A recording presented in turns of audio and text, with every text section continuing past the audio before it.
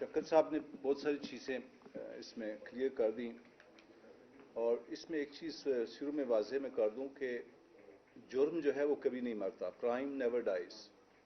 اگر جرم مرنے والی چیز ہوتی تو قیامت کبھی برپا نہ ہوتی۔ تو یہ جو خوش فہمی میں ہیں کہ ان کے کیسز ختم ہو گئے، وہ سارے کیسز جو ٹرائل کے بغیر ختم ہو رہے ہیں، ختم ہو رہے ہیں، وہ ایک ایویڈنس کے طور پہ نیب کے اندر، ایف آئی اے کے اندر موجود رہنے چاہیے۔ اور جو کسٹوڈین ہیں ان ڈاکومنٹس کے، ان کو چاہیے کہ ان کی حفاظت کریں، جس طرح کوٹ ٹیکنا میں ہوا تھا کہ سوئٹزرلینڈ سے اوریجنل ڈاکومنٹس لائے گئے تھے، وہ نیب کے اندر رکھے گئے، اور جب NRO1 کو افتخار چودھری نے اسٹاک آف کیا اور اس کیس کو چلانے کی کوشش کی گئی تو پتہ چلا کہ اوریجنل ڈاکومنٹس ہی ڈسٹرائی کیے جا چکے ہیں۔ تو یہ میں اس پریس کانفرنس کی ساتھ سے ان مقتدر لوگوں کو ریکویسٹ بھی کر رہا ہوں اور ساتھ وارن بھی کر رہا ہوں کہ یہ اوریجنل ڈاکومنٹس کے آپ کسٹوڈین ہیں، آپ امانت دار ہیں، یہ اس پبلک غریب عوام کا پیسہ ہے جو ان لوگوں نے کھایا ہے، اور اس کو اپنے سنبھال کر رکھنا ہے۔ کل آپ سے سوال سپریم کورٹ بھی پوچھ سکتی ہے، اور جو بھی اقتدار میں آئے گا اور اس پوزیشن میں ہوگا تو یہ سوال آپ سے پوچھا جائے گا، اس لیے یہ لازمی ہے۔ اور اس ضمن میں ہم نے آلریڈی کیس جو ہے سپریم کورٹ میں اب چل رہا ہے، جس میں ہم نے پوری امینڈمنٹ کو چیلنج کیا ہوا ہے، اس لیے ہم اس وقت رکے ہوئے ہیں۔ ادروائز ہم نے رمضان شوگر مل کا جو کیس انہوں نے ڈراپ کیا ہے، وہ اینٹی کرپشن اسٹیبلشمنٹ میں ہم نے انکوائری اس کی آتھرائز کر دی ہے، لیکن روک اس لیے گیا ہے کہ تاکہ سپریم کورٹ کا فیصلہ آ جائے۔ اور ہم نے چیئرمین نیب کو خط بھی لکھ دیا ہے کہ وہ سارے کیسز میں گورنمنٹ آف پنجاب کا پیسہ انوالو ہے اور وہ کیسز ڈراپ ہو رہے ہیں، وہ ہمیں بھجوائے جائیں تاکہ ہم ان کی پنجاب کے اندر ان کی اکاؤنٹیبلٹی کر سکیں۔ اس میں شریف فیملی کی جو ٹوٹل کیسز ہیں، 2 کیسز شفقت صاحب نے ایکسپلین کر دیے، اور تقریباً 18 کیسز ہیں جس میں 40 ارب روپے کی ٹوٹل کرپشن کا پروفائل بنتا ہے۔ دو چیزیں ان کیسز کے اندر جو شفقت صاحب نے بریف کی، میں تھوڑا سا ایڈ کر دیتا ہوں۔ اس میں ایک گلزار نامی شخص تھا، 2005 میں اس کی ڈیتھ ہو جاتی ہے اور اس کا اکاؤنٹ آپریٹ ہوتا ہے اس کے مرنے کے بعد بھی۔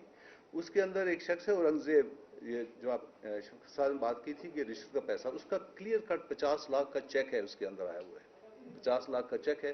اور جب ان سے پوچھا گیا کہ آپ نے یہ پیسے کیوں جمع کروائے، انہوں نے کہا کہ مجھے وزیر آباد کی بیوٹیفیکیشن کا ٹھیکہ پھر دیا گیا تھا اور ڈی سی کو اور میونسپل کمیٹی کو میرے انڈر کمانڈ کر دیا گیا تھا۔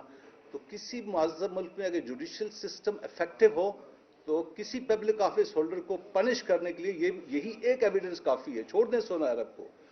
امریکہ میں گورنر کو 6 ماہ قید ہوئی تھی اس بات کے اوپر کہ اس نے $60 کا ٹکٹ ان کیش کر لیا تھا، لان مور مشین اس نے سرکاری استعمال کی تھی، اور اپنی بیٹی کے برتھ ڈے کے اوپر اس نے سرکاری فوٹوگرافی استعمال کیا تھا۔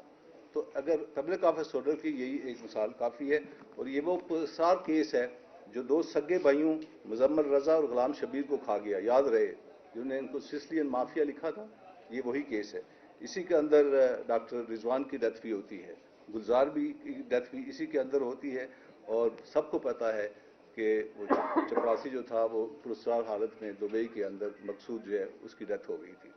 اور اس کیس کے ساتھ جوڈیشری نے کیا کیا وہ ایک علیحدہ کہانی ہے، ٹائم کی وجہ سے میں اس کو کور نہیں کروں گا۔ اس کے علاوہ 3 بڑے انٹرسٹنگ کیس ہیں، ٹوٹل کیسز ان کے تقریباً 18 ہیں، وہ جو ہے وہ میں تھوڑا یہاں پہ کور کر دیتا ہوں۔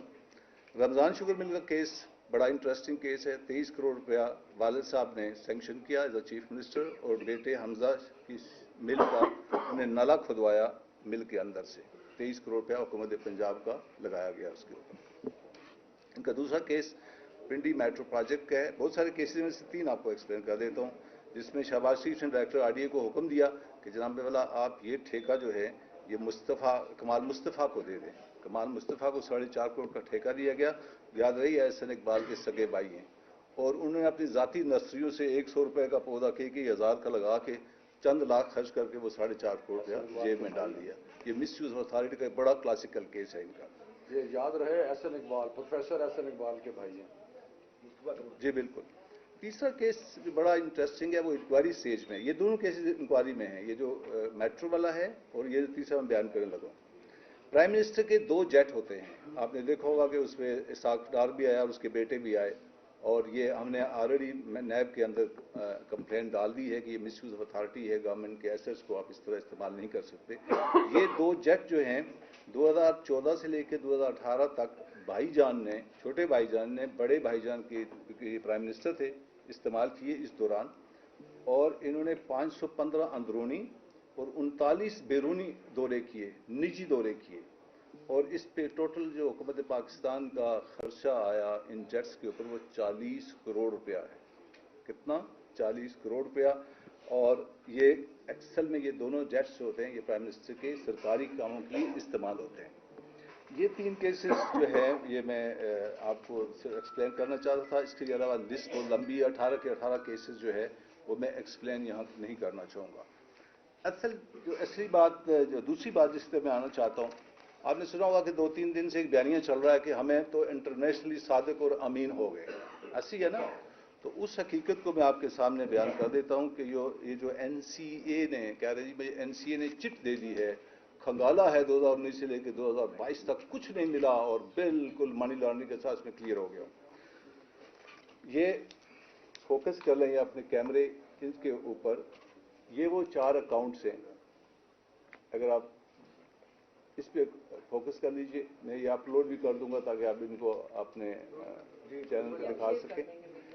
یہ چاروں اگر یہاں 1، 2 اور 3 اور 4 میں اگر آپ دیکھیں تو یہ تینوں سلمان شہباز کے اکاؤنٹس ہیں جو این سی اے نے فریز کروائے۔ این سی اے نے، این سی اے بتائیں کیا ہے؟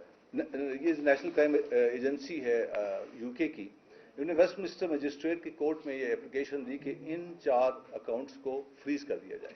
یہ سلمان شہباز کے اکاؤنٹس ہیں چاروں، اور فریز کرنے کی وجہ کیا بتائی گئی کہ پہلی بات یہ تھا کہ یہ بگوڑا تھا، دوسری بات یہ تھی کہ وہاں پہ یہ کام نہیں کر سکتا تھا اس لیے پیسے کہاں سے آ گئے، اور تیسری بات یہ تھی کہ یہ پیپ جسے کہتے ہیں پولیٹیکلی ایکسپوز پرسن، ایک پرائم منسٹر کا بیٹا ہے، لہذا اس کے اکاؤنٹ کو فریز کیا جائے۔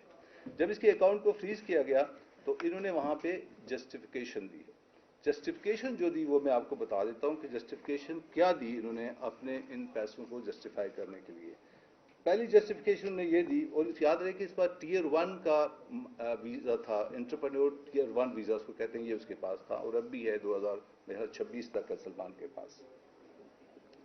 اس میں انہوں نے پہلی پلی یہ دی کہ یہ ذوالفقار احمد، یہ ڈاکومنٹس ہیں جو ان کے وکیل نے جمع کروائے، یہ اس کے آپ کو نظر ہوگا ذوالفقار احمد سے 2,04,940 جو ہے انہوں نے پاؤنڈز، اس نے کہا جی میں ان کو قرضہ دیا۔ کسی قرضہ دے کہ چیز اینڈ یوگرٹ کی جو بزنس ہے جو یہ اسٹیبلش کرنے جا رہا ہے اس کے لیے میں نے قرضہ دیا جو کبھی اسٹیبلش ہوئی نہیں ہے۔ 1 لاکھ روپیہ ان کا جو ہے وہ گیا یہاں سے، 1 لاکھ روپیہ سوری 1 لاکھ پاؤنڈ، سوری یہ پاؤنڈز میں پاؤنڈ ہے سارے، 1 لاکھ پاؤنڈ جو ہے وہ ان کا لیجٹمیٹ طریقے سے پاکستان سے گیا۔ اور تیسری جو انہیں کم اماؤنٹ بتائی وہ 3,95,000 پاؤنڈ تھی، وہ یہ ہے، دیکھ لیجیے گا، یہ وہ فلیٹ ہے، برکلے کا فلیٹ ہے، یہ برکلے اسٹریٹ، فلیٹ نمبر 230 اپر۔ اس میں 2005 میں انہوں نے پلی دی کہ 2005 میں اس کو خریدا تھا شہباز شریف نے 2 لاکھ کچھ کا، اور پھر اس کو انہوں نے بیچا 3,95,000 کا ٹوٹل، اور اس میں کچھ مارگیج کا پیسہ تھا اور کچھ ان کے رینٹ کا پیسہ تھا۔ تو یہاں پہ جو یہ کلیم کیا جا رہا ہے کہ جناب ہم تو انٹرنیشنلی صادق اور امین ہو گئے، اس میں 10% سچ ہو سکتا ہے، باقی 90% جو ہے حقیقت کو چھپایا جا رہا ہے۔ ایف ایل میں سلمان کو این سی اے نے انٹروگیٹ کیا، اس کے اکاؤنٹس کو جو ہے اس کے اوپر انویسٹیگیشن ہوئی وائٹ کالر کرائم میں، اور اس کو کلیئر کیا انہوں نے سلمان کو۔ شہباز شریف کا اس میں کوئی رول نہیں ہے، اور شہباز شریف کا صرف اتنا رول ہے کہ وہ اس کے والد صاحب تھے، اور یہ جو فلیٹ انہوں نے بیچا اس کے پیسے اس کے اندر گئے ہوئے ہیں۔ That's all. یہ 2 باتیں میں آپ سے واضح کرنا چاہ رہا تھا۔ اس کے دیٹس آل سر، بتایا کچھ